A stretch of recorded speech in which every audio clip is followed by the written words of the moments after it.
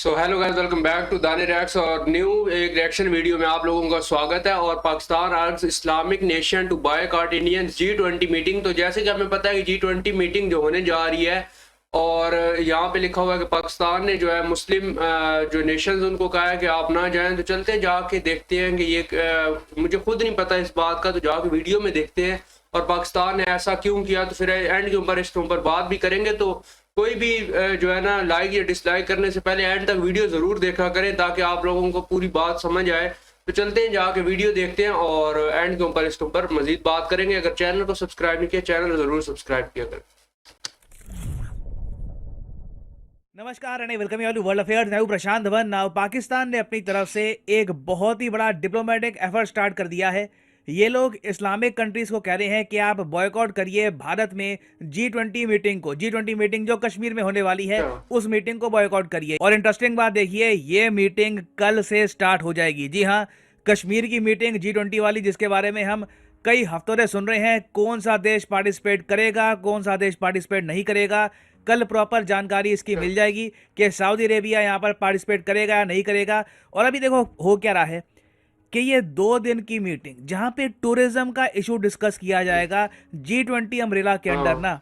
Since ये meeting Kashmir में हो रही है और सिंस पाकिस्तान और चाइना ने इस मीटिंग को इंटरनेशनली इतना रेस किया है, अब ऑलमोस्ट एक कंपटीशन सा बन गया है कि दुनिया कश्मीर के बारे में क्या सोचती है, दुनिया का स्टांस क्या है। और मैं यहाँ पर ये कहूँगा, अभी मैं आपको वैसे कंट्रीज की लिस्ट दिखाऊंगा, उससे आप समझ पाएंगे कि पाकिस्तान और चाइना ने ऑलमोस्ट एक सेल्फ गोल किया है, ओन गोल किया है इस मीटिंग को बहुत ज़्यादा इंटरनेशनल हाइप देकर। क्योंकि अभी आप यहाँ पे नोटिस कर पाओगे, ये सब आपके सामने है G20 देश। ऑलराइट, अब G20 कंट्रीज में से जो पाकिस्तान का मेन फोकस अभी है वो है OIC कंट्रीज पर। ऑर्गेनाइजेशन ऑफ इस्लामिक कोऑपरेशन के जो देश हैं, उन कंट्री से चाहता है पाकिस्तान कि ये लोग कुछ एक्शन ले और इंडिया की इस मीटिंग को बॉयकॉट कर दे। मगर पहली बात तो ये देख लो, OIC के ना सिर्फ 3 आपको मेंबर मिलेंगे इस G20 ग्रुप में। एक तो इंडोनेशिया, इंडोनेशिया बिल्कुल इस मीटिंग में पार्टिसिपेट करेगा, इंडोनेशिया को कोई भी प्रॉब्लम नहीं है। फिर टर्की है, टर्की का अभी कुछ पता नहीं है कि टर्की पार्टिसिपेट करेगा या नहीं करेगा। इससे पहले एक मीटिंग हुई थी स्टूडेंट्स की, वहां पर टर्की का डेलीगेशन आया था।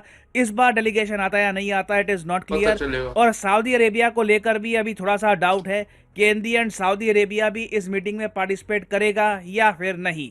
तो अभी के लिए इस ग्रुप में से ना हम 2 कंट्रीज को मार्क कर सकते हैं कि इन कंट्रीज का अभी 100% कन्फर्म नहीं है। ठीक है, अब बाकी कितने बचे यहाँ पर मेंबर? बाकी 18 मेंबर बचे। अब वैसे एक और कंट्री है जो इंडिया के G20 मीटिंग को लेकर बहुत अगेंस्ट है, वो हो गया चाइना। चाइना ने देखिए बहुत ही ज्यादा कड़ा स्टांस लिया है।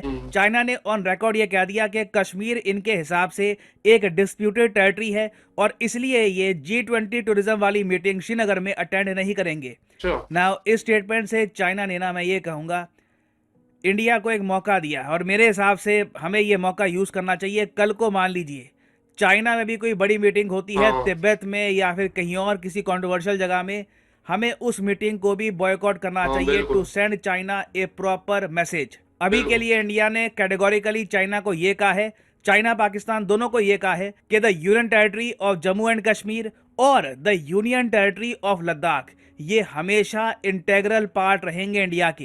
तो हमने चाइना को ये कहा है कि ये पार्ट तो हमारा है ही, बाकी लद्दाख जो मैप में ऐसे दिखता है जिसमें एक्साई चिन्ह भी आता है, ये भी इंटेग्रल पार्ट है इंडिया का, यह भूलिएगा मत। और चाइना को भी इस बात का हमेशा एक डर रहेगा कि अगर मान लो ताइवान के युद्ध में इन द फ्यूचर ये बहुत ज्यादा अगर बिजी हो गए तो इंडिया अक्साई चिन्ह पर भी एक्शन ले सकता है। तो चाइना को हमेशा यहाँ पर अपनी मिलिट्री डिप्लॉय करके रखनी होगी। अच्छा, अब ये तो आपने देख लिया यहाँ पर G20 कंट्रीज का क्या स्कोर है। क्लियरली हम देख सकते हैं कि इंडिया 17-3 से कंफर्टेबली जीत रहा है। कोई बड़ी बात नहीं है कि सऊदी अरेबिया भी लास्ट मोमेंट पर कहे कि हम पार्टिसिपेट करेंगे मीटिंग में और 18-2 से इंडिया आगे हो जाए। तो मैं कहूँगा दुनिया में ना एक ओवरवेलमिंग कंसेंसस है कि कश्मीर कोई डिस्प्यूटेड टेरिटरी नहीं है, जिस तरीके से चाइना बार बार कह रहा है। कश्मीर में मीटिंग हो सकती है, G20 की मीटिंग हो सकती है इन द फ्यूचर, कोई बड़ी बात नहीं है।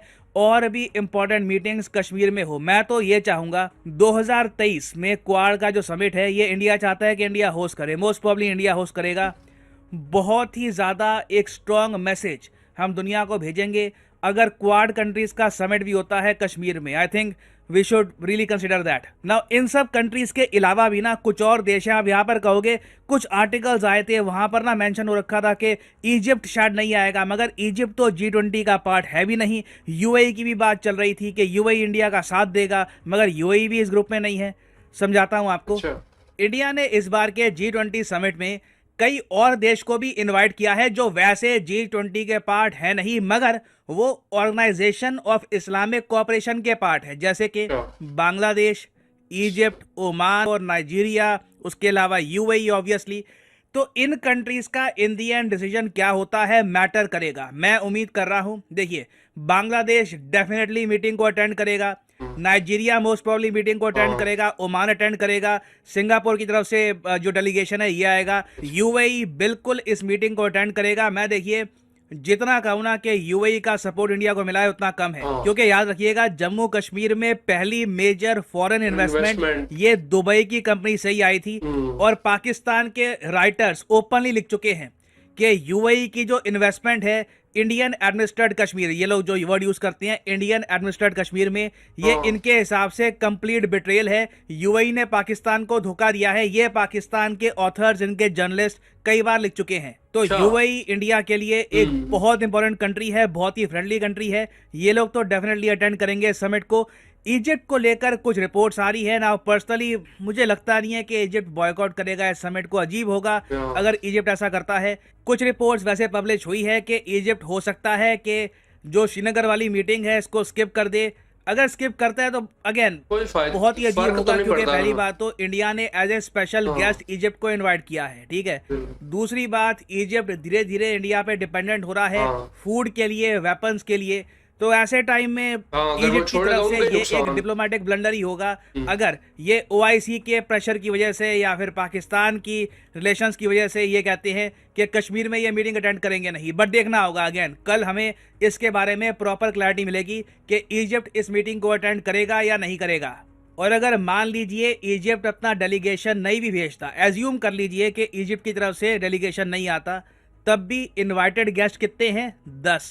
10 में से अगर 9 गेस्ट यहाँ पे आ रहे हैं और इस ग्रुप में से 17 मेंबर मीटिंग को अटेंड कर रहे हैं, तो ओवरवेलमिंगली आप कहोगे कि इंटरनेशनल कम्युनिटी इंडिया को फेवर कर रही है कश्मीर के इशू को लेकर। अगर पाकिस्तान इस इशू को इतना इंटरनेशनलाइज करना ही चाहता है, चाइना भी चाहता है कि जी डिस्प्यूटेड एरिया है तो हम नहीं आ रहे, तो इसका मतलब क्या है कि ये जो सारे देश है, अर्जेंटीना, ब्राजील, यूके, फ्रांस, ये रशिया, क्या ये सब मानते हैं कि कश्मीर डिस्प्यूटेड एरिया नहीं है? तो इसलिए देखिए जैसे भी ये मीटिंग खत्म हो, अपर हैंड इंडिया का ही है, इंडिया की इमेज और इम्प्रूव होकर आएगी रिगार्डिंग कश्मीर इंटरनेशनली। और देखिए कई लीडर हैं कश्मीर में, वो आर्टिकल 370 को चाहते हैं कि वो वापस आ जाए। वो ये भी कह रहे हैं कि इंडिया जो G20 का समिट है इसको यूज़ कर रहा है ये दिखाने के लिए कि कश्मीर में सब कुछ फाइन है, कोई दिक्कत नहीं है। देखो मैं आपको ये बता दूं, ये समिट अगर प्रॉपरली हो गया, कुछ यहाँ पे इश्यूज नहीं आते, कश्मीर की इमेज इंटरनेशनली बहुत ही इंप्रूव हो जाएगी। क्योंकि इस समिट के साथ साथ ना कई मिनिस्टर्स हैं दुनिया भर के, G20 कंट्रीज के, बाकी कंट्रीज के भी, वो इंडिया में आ रहे हैं।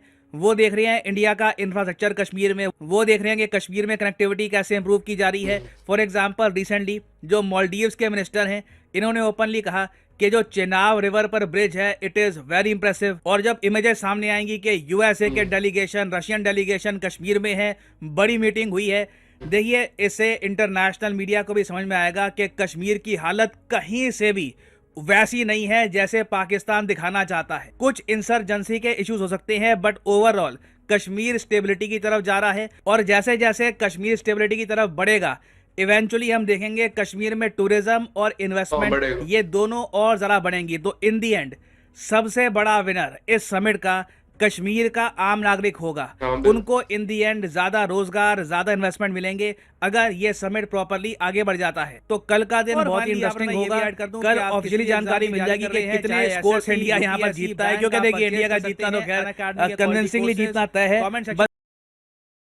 सो गाइस ये थी वीडियो और बहुत ही अमेजिंग वीडियो थी। और इसमें ये जो है पाकिस्तान जो अगर कह रहा है कि इस्लामिक मुल्कों के आप ना जाएं G20 जो है मीटिंग में, तो ये एक गलत बात है कि आपका नेबर जो कंट्री है वो होस्ट कर रहा है और उसको होस्ट करने दें आप। इससे पाकिस्तान को क्या है, जाएं ना जाएं वो उनका अपना जो है और जहाँ पे भी करवाएं इंडिया अब जहाँ पे भी करवा रहा है तो वो इंडिया ने खुद ही करवानी है ना मीटिंग। अब इंडिया उसको होस्ट कर रहा है, इंडिया जहाँ पे होस्ट करे, चाहे दिल्ली में करे, चाहे कश्मीर में, श्रीनगर में करे, तो इससे पाकिस्तान को वैसे लेना देना नहीं होना चाहिए। लेकिन पॉलिटिकल जो चीज़ें हैं इनमें ये इस चीज़ का जो है ना पता नहीं चलता, आपस में जो है ना हो जाता है।